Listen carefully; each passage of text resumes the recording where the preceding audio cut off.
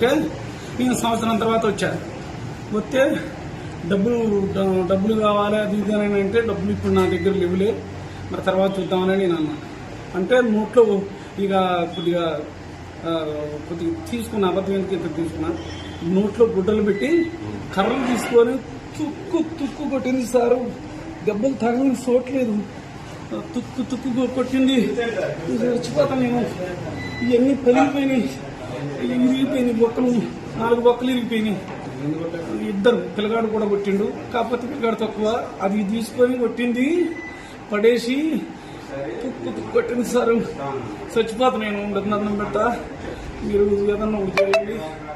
ఈ దెబ్బలు ఇట్లా చిన్న చిన్న విషయాలకి గొడవ పెట్టుకొని దగ్గుతే నరం పెట్టేస్తుంది.